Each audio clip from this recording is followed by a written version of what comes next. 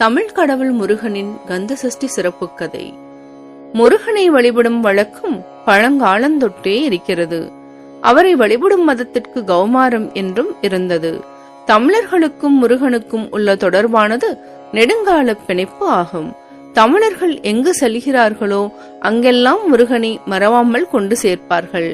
அவ்வாறு இன்று தமிழகம், லங்கை, Malaysia, Singapore உள்ளிட்ட பல நாடுகளில் முருக வழிபாட்டை தொடர்கின்றனர்.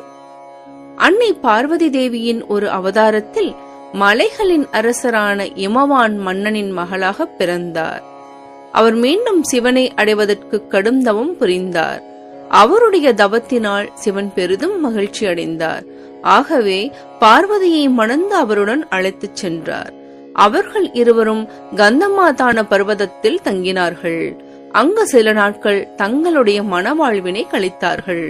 அதன் பின்பு சிவபெருமான் ஆழ்ந்த தியானத்தை மேற்கொண்டார். அரக்கர்கள் சிறையில் தள்ளப்பட்ட தேவர்களை கொடுமை செய்தார்கள்.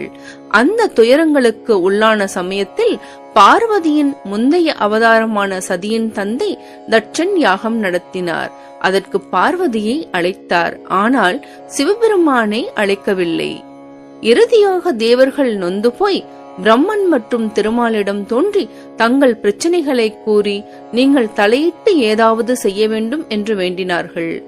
அசுரர்களுக்கு கிடைத்த அற்புத வரத்தின் காரணமாக அவர்களை சிவபெருமானின் சக்தியை தவிர வேறு எந்த சக்தியாலும் அழிக்க முடியாது என்று அவர்களிடம் பரிந்துரைத்தனர். அதனால் சிவபெருமானும் பார்வதி அம்மையும் ஒரு குழந்தையை பெற வேண்டும். சிவபெருமான் தியானத்தில் இருப்பதால் பார்வதியின் மீது ஈர்ப்பை ஏற்படுத்த வேண்டிய தேவை இருந்தது. அவர்கள் ஒரு விசித்திரமான யோசனையை நடைமுறைப்படுத்த ஆயத்தமாகினர். காதலின் கடவுளான மன்மதனை அணுகி சிவபெருமானின் கவனத்தை அவருக்கு சேவை செய்து கொண்டிருக்கும் பார்வதியின் மீது காம பார்வையாக விழ வைக்க வேண்டும் என்று கோரிக்கை வைத்தார்கள். மன்மதனும் அவர்களின் கோரிக்கையை ஏற்று கந்தமாதான பர்வதத்திற்கு சென்றார். அங்கு அவர் தனது வில்லிலிருந்து காதலை தூண்டும் அம்புகளை சிவபெருமானை நோக்கி எய்தினார். அவை தனது தவத்திற்கு ஏற்பட்ட தொந்தரவாக கருதி கோபமடைந்த சிவன் தன்னுடைய மூன்றாவது கண்ணை திறந்தார். அதனால் வெளியே வந்த தீப்பழம்புகள் மன்மதனை சாம்பலாக பொசுக்கின. இதனால் அதிர்ச்சி அடைந்த அனைத்து தேவர்களும் சிவபெருமானை அமைதிப்படுத்த வழிபாடு செய்து தங்களுக்கு நேர்ந்த இன்னல்களை தெரிவித்து எங்களுக்கு உதவுவதற்குத்தான் மன்மதன் இவ்வாறு செய்ததாக மன்னிப்பு கோரினார்கள்.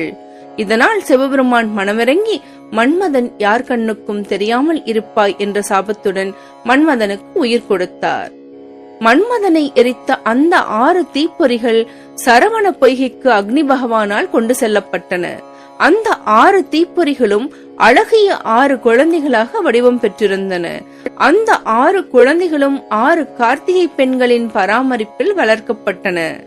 ஒருமுறை சிவபெருமானும் பார்வதி அம்மையாரும் அந்த சரவண பொய்கைக்கு வந்திருந்தனர்.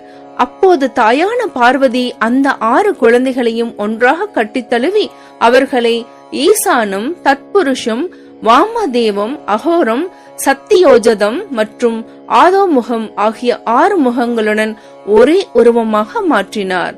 அத்தகைய முருகப்பெருமான் பக்தர்களால் சண்முகன், முருகன், சுப்பிரமணியன், கந்தன், கார்த்திகேயன் மற்றும் இன்னும் பல பெயர்களில் அழைக்கப்படுகிறார். அன்னை பார்வதி முருகப்பெருமானுக்கு தனது சக்திகளை உள்ளடக்கிய வேல் ஒன்றை பரிசாக வழங்கினார். அந்த வேலை கொண்டு முருகன் சூரபத்மனுடன் போரிட சென்றார். போரில் சூரபத்மன் 2ஆக பிளக்கப்பட்டார். பிறகு அசுரரான சூரபத்மன் முருகனிடம், இறைவா, நான் உங்களுடனே இருக்க விரும்புகிறேன் என்று வேண்டியதால் ஒரு பாகத்தை சேவலாகவும் ஒரு பாகத்தை மயிலாகவும் மாற்றினார். அதில் சேவல் முருகப்பெருமானின் கொடியிலும் மயிலானது அந்த இறைவனின் ஊர்தியாகவும் மாறியன. இவ்வாறு பல பெருமைகளை முருகப்பெருமான் தன்னகத்தே கொண்டுள்ளார். தமிழர்கள் நெஞ்சில் நீங்காத புகழை பெற்றுள்ளார். தன்னுடைய பக்தர்களால் பல கோயில்களை பெற்று அந்த கோயில்களில் இருந்து தன் மக்களுக்கு அருள்பாலிக்கிறார்.